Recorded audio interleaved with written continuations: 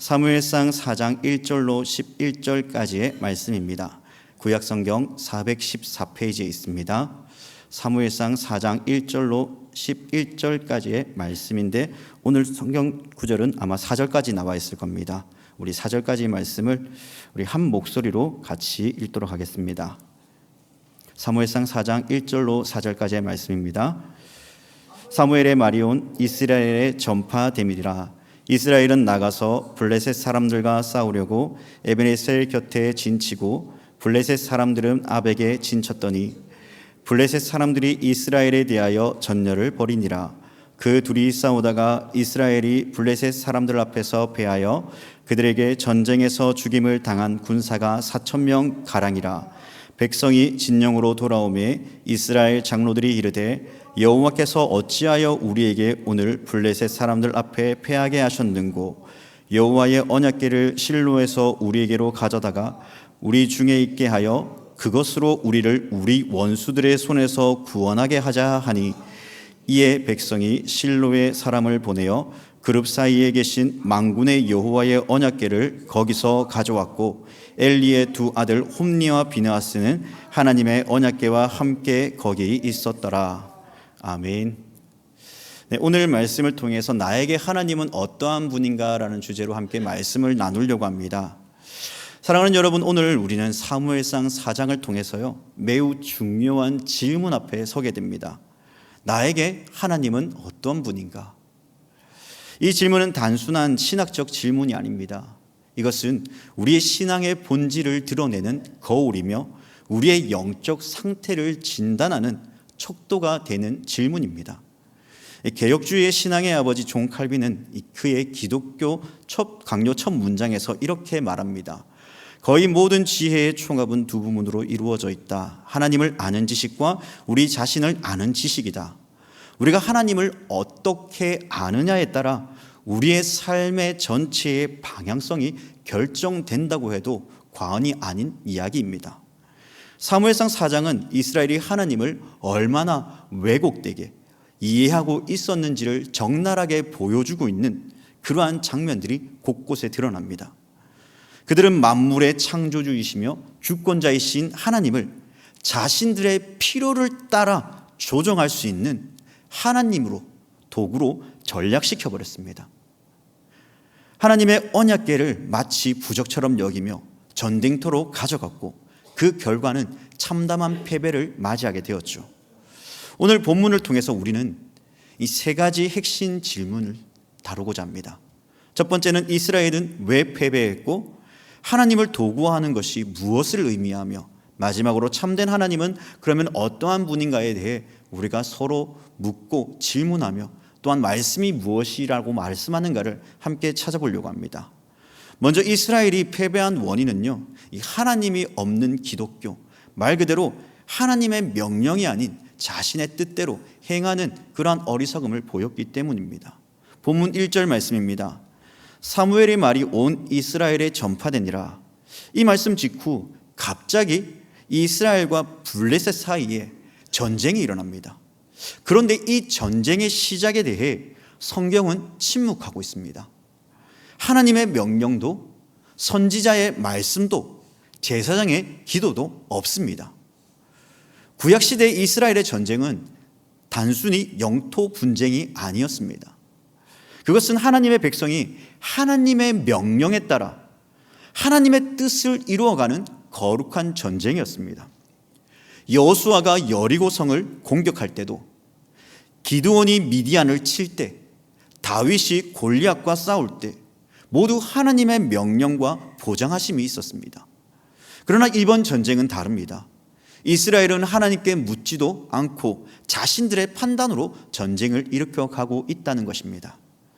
사사기의 후렴구처럼 21장 25절에 그때에 이스라엘의 왕이 없으므로 사람이 각기 자신의 소견에 옳은 대로 행하였더라라는 이 말씀이, 이 상황들이 계속 이어지고 있는 것이죠. 2절과 3절 말씀에 보면 이스라엘이 첫 번째 전투에서 패하여 4,000명이 죽는 일들이 벌어집니다. 그런데 백성들이 진영으로 돌아와 장로들이 말하는 모습을 보면 3절에서 어찌하여 여호와께서 오늘 우리에게 블레셋 사람 앞에서 패하게 하셨는가라는 그 질문을 던집니다. 여기서 우리는 형식적인 질문을 합니다. 그들은 어찌하여라고 묻지만 진정한 회개나 자기 성찰은 이 속에 담겨져 있지 않다는 것입니다. 그들이 정작 물어야 될 질문은 우리가 무엇을 잘못했기에, 우리가 어떠한 태도로 하나님 앞에 나아갔기에 여기서 우리는 전쟁에서 패하였고 우리를 멸하셨는가를 생각해 보아야 됐습니다. 웨스트민스터 대의문답 제1문은 사람이 제일된 목적에 대해서 이야기합니다. 사람의 제일되는 목적은 하나님을 영원하게 하는 것과 영원토록 그를 온전히 즐거워하는 것이다 라고 답합니다. 이스라엘은 이 근본적 목적에서 벗어났습니다. 그들은 하나님을 영화롭게 한 것이 아니라 하나님을 자신들의 목적을 위해 이용하고 있다는 것입니다. 엘리의 두 아들 홈니와 비느하스는 이 제사장이면서 하나님을 멸시하였습니다. 이는 이미 사무엘상 2장을 통해 우리는 바라보았죠. 그들은 하나님께 드리는 제사를 자신들의 욕심을 채우는 그러한 수단으로 삼았으며 백성들도 형식적으로 예배는 드렸지만 그들의 삶은 가나안의 우상을 섬기며 살아가고 있었다는 것입니다. 이어 3절과 4절은 이스라엘의 영적 타락이 얼마나 심각했는가를 가르쳐주고 있습니다. 장로들이 말합니다. 여호와의 언약궤를 실로에서 우리에게로 가져다가 우리 중에 있게 하여 그것으로 우리를 우리 원수들의 손에서 구원하게 하자. 여러분, 여기서 그것으로 한 이 표현을 잘 주목해 봐야 됩니다. 언약궤는 하나님의 인재를 상징하는 거룩한 기구입니다. 언약궤 안에는 십계명의 돌판, 만나와 아론의 쌍난 지팡이가 있었죠. 이것들은 하나님의 언약과 신실하심을 증거하는 표징들입니다. 그런데 이스라엘은 이 거룩한 언약궤를 지금 어떻게 사용하고 있습니까? 전쟁의 도구로 사용하고 있습니다. 마치 가나안의 이방 민족들이 자신들이 섬기는 그 신들을 전쟁터에 모시고 와서 가져와서 이 전쟁에서 승리하게 해주십시오라는 그러한 기원을 올리듯이 지금 이스라엘 또한 언약궤를 마법처럼 부적처럼 여기며 우상숭배와 다름없는 행위를 하고 있다는 것입니다. 결국 두 번째로 하나님을 도구화하는 죄를 범한 이스라엘의 모습을 오늘 우리는 본문을 통해 보게 됩니다. 개혁주의 신앙은 하나님의 절대적인 주권을 강조합니다. 하이델베르크 요리문답 1문에 보면요, 살아서나 죽어서나 당신의 유일한 위로는 무엇입니까? 라는 그 질문을 합니다.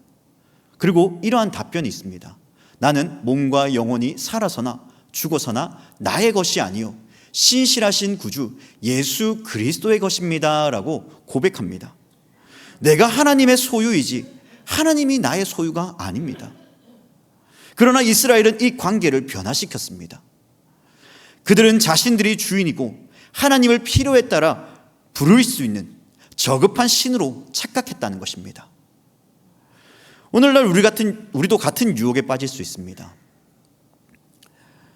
하나님, 이제 아까 우리가 권사님께서 기도해 주셨듯이 고3들 이제 수능이 얼마 남지 않았습니다.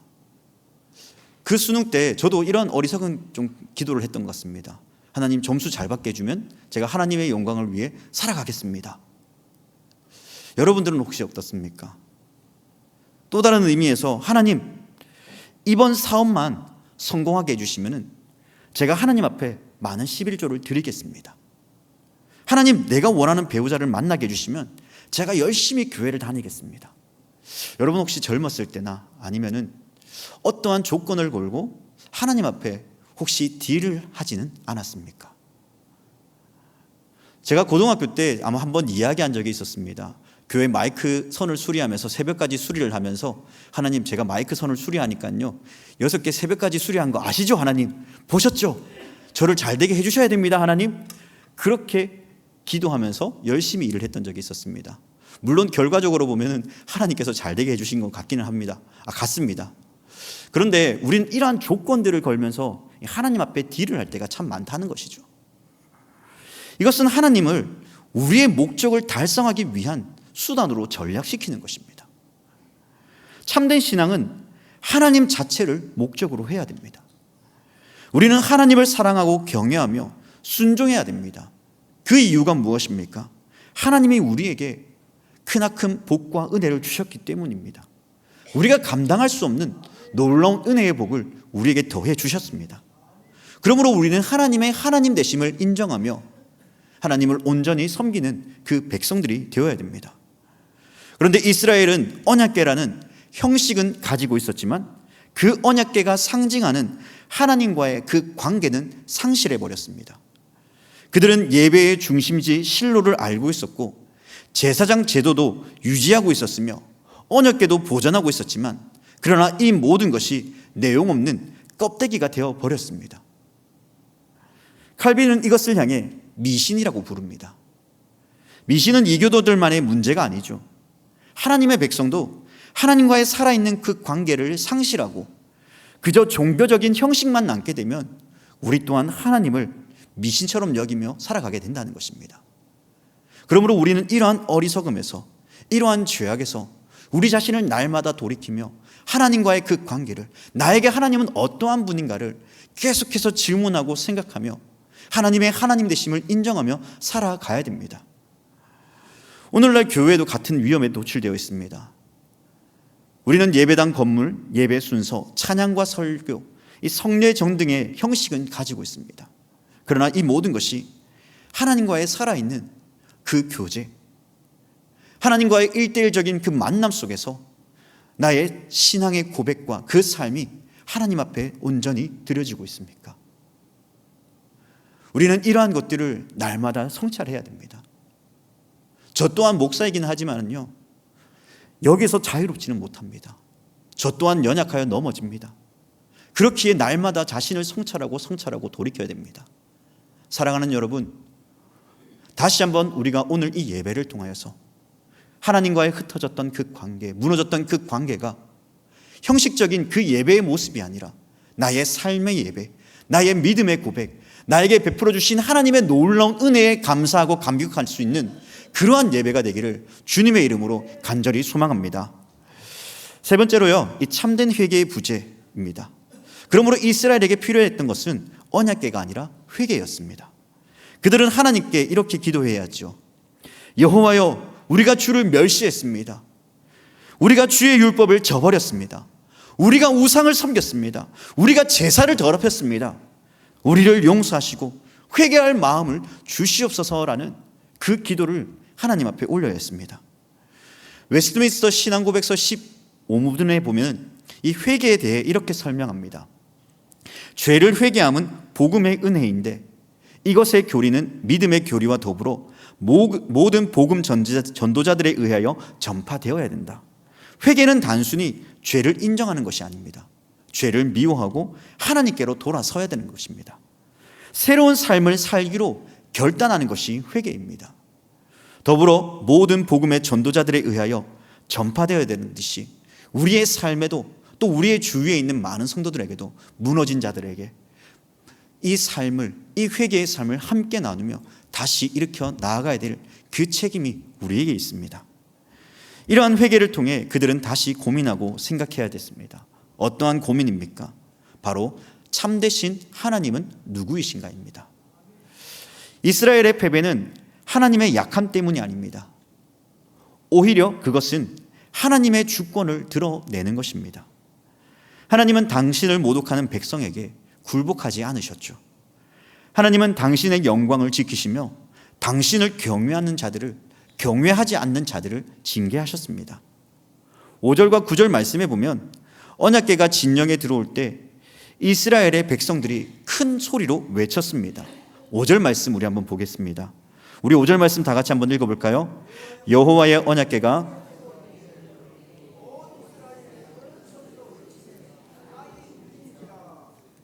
여러분, 땅이 어떻게 되었다고 이야기하나요?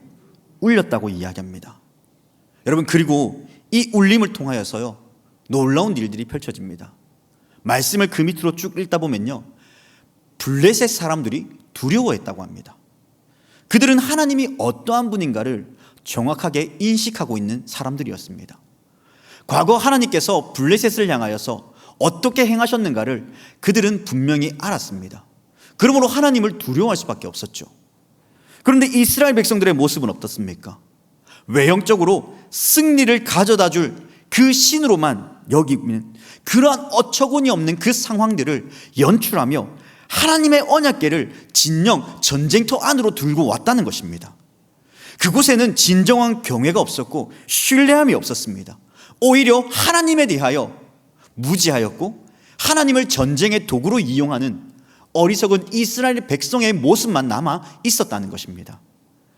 결국 이 일로 10절과 11절의 말씀에 이스라엘은 더 큰 패배를 당합니다. 보병 3만 명이 죽고 하나님의 궤는 빼앗기고 엘리의 두 아들도 죽임을 당합니다.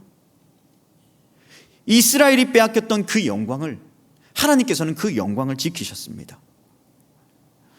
우리가 도르트 신조 1항에 보면요, 하나님의 예정과 선택에 대해 말합니다. 하나님의 절대 주권을 강조하고 있습니다. 하나님은 모든 것을 당신의 뜻대로 계획하고 실행하는 분입니다 라고 말하면서 우리는 하나님을 조종할 수 없다고 합니다. 오직 겸손히 순종해야 될 것을 가르쳐주고 있습니다. 하나님의 언약궤를 빼앗기게 하심으로써 그렇다면 과연 이스라엘을 버린 것일까요? 아닙니다. 오히려 이것은 하나님의 언약과 신실한 그 약속을 보여주는 하나의 사건입니다. 하나님은 이스라엘과 언약을 맺으셨고 그 언약에는 순종에 대한 축복과 불순종에 대한 저주가 포함되어 있음을 신명기 28장을 통해 우리는 알 수 있죠. 하나님은 당신의 언약에 신실하셔서 불순종하는 백성을 징계하십니다. 이것은 하나님이 이스라엘을 버린 것이 아니라 오히려 이스라엘을 너무나 사랑하고 있다는 것이죠. 여전히 언약 백성으로 그를 사랑하시며 그들이 죄악된 길에 서지 않도록 여전히 이끌며 도우시는 하나님이심을 우리는 잊지 말아야 됩니다. 사랑하는 여러분, 우리에게 징계가 찾아올 때, 때로는 우리에게 고난이 찾아올 때 여러분 어떠한 고백을 하십니까? 저는 너무나도 아직까지 후회가 되는 것이 저에게 고난이 찾아왔을 때 내가 다시는 하나님을 믿는가 봐라, 내가 당신을 믿는가 봐라, 이러한 고백을 했던 것이 30년이 지나도 여전히 제 마음속에 제 마음을 붙잡고 있습니다. 여러분들은 어떻습니까? 그 고난이 찾아올 때 여러분들은 하나님께 어떻게 고백하십니까? 징계가 찾아왔을 때 여러분들은 하나님 앞에 어떠한 삶을 고백하십니까? 하나님은 그때를 통하여서 우리로 하여금 다시 하나님과의 그 친밀한 교제 속에 우리를 인도하고 있다는 이 사실을 우리가 놓치지 않길 바랍니다. 때로는 그 고난이, 그 징계가 우리로 하여금 고통스럽고 우리를 괴롭게 하는 것 같지만 그러나 그 시간들을 통하여서 우리는 오히려 하나님의 그 풍성하신 은혜와 사랑을 경험할 수 있는 시간들이 됩니다. 저 또한 그러한 시간 속에서 하나님의 풍성한 은혜와 사랑을 경험할 수 있는 시간이 되었습니다.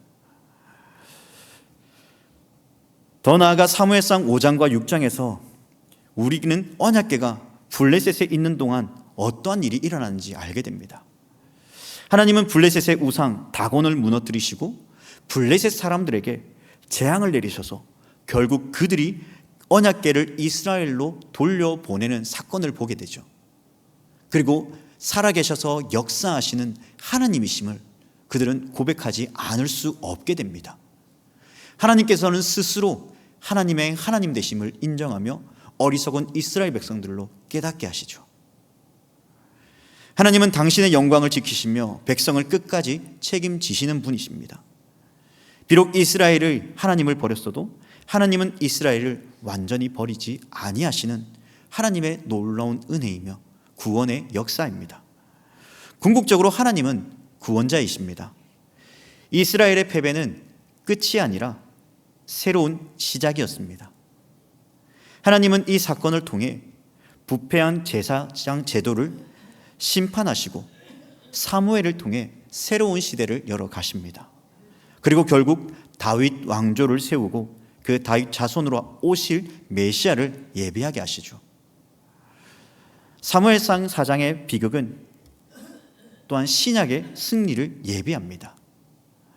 이스라엘이 언약궤를 잃은 것은 하나님의 임재를 잃은 것을 상징합니다. 그래서 21절에서 비느하스의 아내는 아들의 이름을 이가봇이라고 짓습니다. 무엇입니까? 하나님의 영광이 이스라엘에서 떠났다는 것입니다. 그러나 신약에서는요, 임마누엘을 보게 됩니다. 무엇입니까? 하나님이 우리와 함께 계신다, 하신다, 이 말씀을 보게 되죠. 이것을 마태복음 1장 23절에서 보게 됩니다. 예수 그리스도께서 성육신하셔서 우리 가운데 오셨습니다. 요한복음 1장 14절은 말합니다. 말씀이 육신이 되어 우리 가운데 거하심에 우리가 그의 영광을 보니 아버지의 독생자의 영광이요 은혜와 진리가 충만하더라. 이스라엘은 언약궤를 전쟁터로 가져갔지만 패배했습니다. 그러나 예수님은 스스로 십자가라는 전쟁터로 나아가셨고 죽으심으로 죄와 사망과 사탄을 이기셨습니다. 그리고 부활하심으로 영원한 승리를 확증해 보여주셨습니다. 여러분들에게 다시 질문합니다. 사랑하는 여러분, 나에게 하나님은 어떠한 분이십니까? 이제 우리는 처음 질문으로 돌아옵니다. 나에게 하나님은 어떠한 분인가? 이것은 단순한 신학적 질문이 아닌 우리의 삶을 드러내는 고백이며 질문입니다. 다음과 같이 자신에게 한번 물어보십시오. 나는 기도할 때 하나님의 뜻을 구하는가? 아니면 내 뜻을 관찰시키려고 하는가? 나는 예배드릴 때 하나님 만나기를 갈망합니까? 아니면 종교적 의무를 이행하기 위해 오늘 이 자리에 앉아 있습니까? 나는 하나님을 사랑하고 경외합니까? 아니면 하나님께서 주실 복을 기대합니까? 나는 순종 그 자체를 기뻐합니까? 아니면 순종의 대가를 우리는 기뻐하며 살아가고 계산하며 나아갑니까? 이 질문들 앞에 여러분 스스로에게 한번 질문해 보십시오. 그리고 여러분들 스스로가 답을 내보십시오. 만약 우리가 하나님을 우리의 필요를 채우는 수단으로만 여기고 있다면 우리는 이스라엘과 다르지 않습니다. 우리가 하나님을 도구해왔다는 것을 깨달았다면 우리에게 필요한 것은 회개입니다. 참된 회개는 단순히 죄를 인정하는 것이 아니라 하나님께로 온전히 돌아서는 것입니다. 말씀을 정리하겠습니다. 사랑하는 성도 여러분, 이스라엘은 전쟁에서 패배했습니다. 그러나 그것은 하나님의 약함 때문이 아니었습니다. 오히려 하나님은 당신의 영광을 지키셨고 당신의 백성들을 징계하셨으며 궁극적으로 구원의 역사를 이루어 가셨습니다. 우리도 때때로 실패하고 넘어집니다. 우리의 죄 때문에 고통받고 징계받기도 합니다. 그러나 우리는 결코 절망해서는 안 됩니다. 왜냐하면 우리는 하나님께서 우리를 끝까지 책임져 주시고 우리를 인도해 주신다고 약속해 주셨기 때문입니다. 로마서 8장 37절과 39절에 우리에게 이러한 확신을 줍니다. 그러나 이 모든 일에 우리를 사랑하시는 이로 말미암아 우리가 넉넉히 이기느니라. 내가 확신하노니 사망이나 생명이나 천사들이나 권세자들이나 현재일이나 장래일이나 능력이나 높음이나 깊음이나 다른 어떤 피조물이라도 우리를 우리 주 예수 그리스도 안에 있는 하나님의 사랑에서 끊을 수 없느니라. 나에게 하나님은 어떠한 분입니까? 그분은 나의 창조주이시며 나의 구원자이십니다. 나의 주님이십니다. 그분은 나를 위해 독생자를 내어주실 만큼 나를 사랑하시는 아버지 하나님이십니다. 그분은 나를 끝까지 지키시고 인도하시며 마침내 영광의 나라로 우리를 이끌어 가시는 신실하신 하나님이십니다. 우리 모두 하나님을 내 필요의 도구로 전락시키는 그러한 어리석음에서 벗어나 참으로 하나님을 경외하고 우리가 드리는 모든 삶 가운데 또 예배 가운데 우리가 함께하는 기도 가운데 하나님을 실제적으로 더욱 진실히 경외하며 하나님 앞에 통회하는 마음과 진실한 마음을 가지고 하나님을 섬기며 살아가는 우리 온천제일교회 성도님들이 되기를 주님의 이름으로 간절히 부탁드립니다. 기도하겠습니다. 사랑과 긍휼이 풍성하신 하나님 아버지, 오늘 말씀을 통해 우리의 죄를 깨닫게 하심에 감사합니다. 우리가 주님을 우리의 필요를 채우는 도구로 여기고 주님을 우리의 뜻대로 움직이려고 했던 그 교만한 죄를 하나님 용서하여 주옵소서. 다시 한번 우리가 주님을 섬기며 우리의 주인으로 인정하며 또한 주인이 원하시는 그 삶을 함께 걸어갈 수 있도록 성령 하나님 우리의 삶을 붙들어 주옵소서.